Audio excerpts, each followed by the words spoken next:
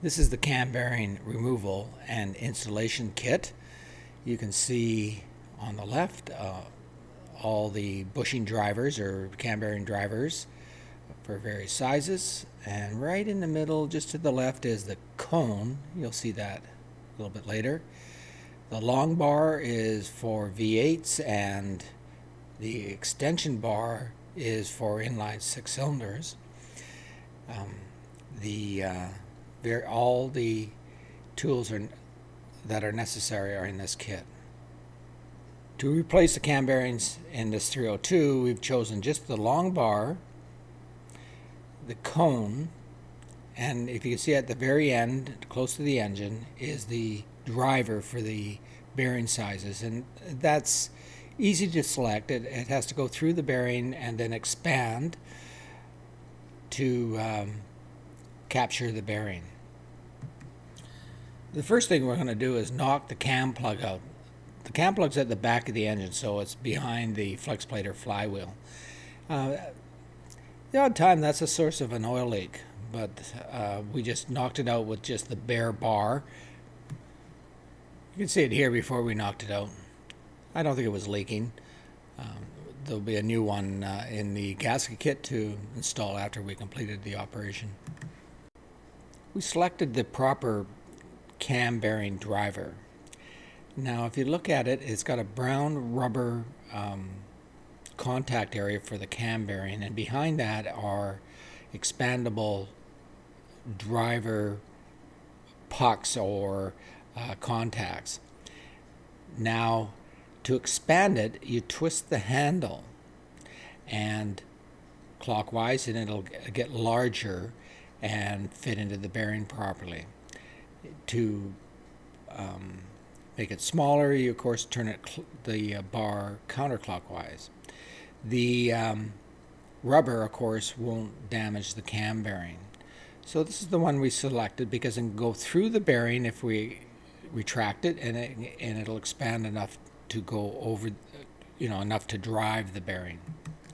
We're going to drive the last bearing, or number 5 bearing, first, and you can see the end of the tool sticking out of the back of the engine. So the first thing we do is put the driver into the bearing and just get the rubber portion in, and then slowly push it up so that we know that the drivers or the pucks or whatever we want to call them don't go into the bearing. So this is where we start, and then we slowly push it forward, and all the while we keep the bar concentric with the plastic cone. The plastic cone will be pushed up tight against the number 1 cam bearing bore that you can see in the picture, so that everything is concentric, with the driver tight up against number 5 cam bearing and the cone pushed up against number 1 cam bearing. We pound the number 5 cam bearing out the back of the engine. This process for all cam bearings, and then turn the bar around and do the same for number 1 cam bearing, and using the cone tight against number 5 cam bearing bore.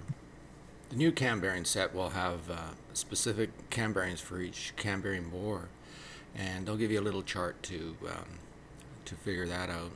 Number 1 is closest to the water pump area, and number 5 it was the one closest to the transmission.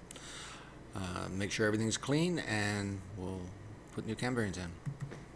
To install the cam bearing, we place the correct bearing in line with the bore, with the oil hole lined up with the oil hole on the block. You can see the oil hole on the block, and you can see the oil hole on the cam bearing. Using the cone to keep the bar concentric, we pounded the bearing in place, and now you can just see light through the oil hole. The new bearing's in, and the oil hole's lined up perfectly, and we verify that with the light. This process throughout the engine, making sure the oil hole is lined up, or the engine will seize if it is not lined up. Using the cone to keep that bar concentric, pushing it into the back of the the behind bore or cam bearing bore, and then turn it around to do the final cam bearing. Well, that's all there is to it. A couple things to remember. Keep the cone always tight so that bar is concentric in the bores. Once you put a cam bearing in, and if you're wrong, that cam bearing cannot be reinstalled, so you'd have to knock it out and buy either a new set, or if you have another new one, use that.